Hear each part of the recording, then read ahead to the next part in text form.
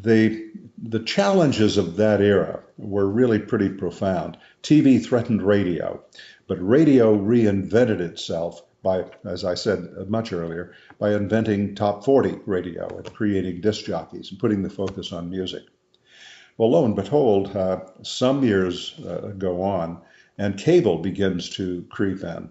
At first, cable was a way of extending the television signal. It was invented in Allentown, Pennsylvania, which was outside Philadelphia, but with a mountain range in between.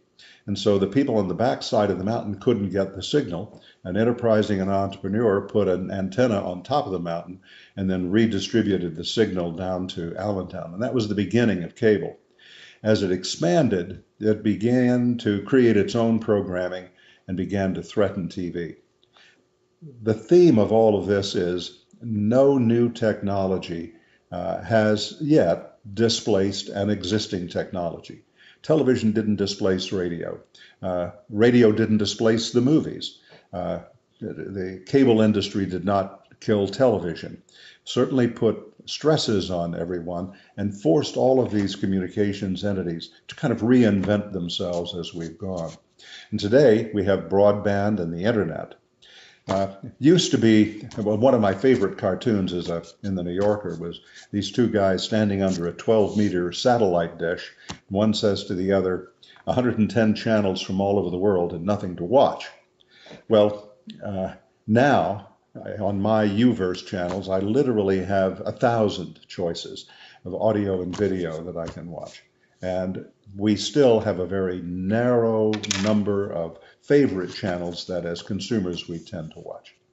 So it hasn't displaced them all, but it's forced every technology to kind of reinvent itself. And the other major difference, and I guess the punctuation point here is, the consumer is now the programmer.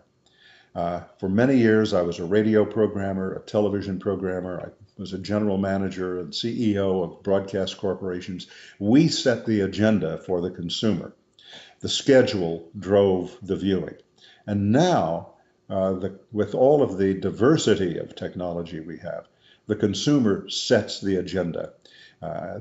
You watch what you want to watch, when you want to watch it, on whatever device you want to watch it.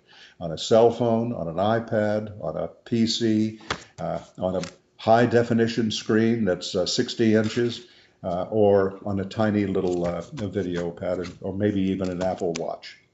So that's the major change of the industry that I've been able to see in some 62 years.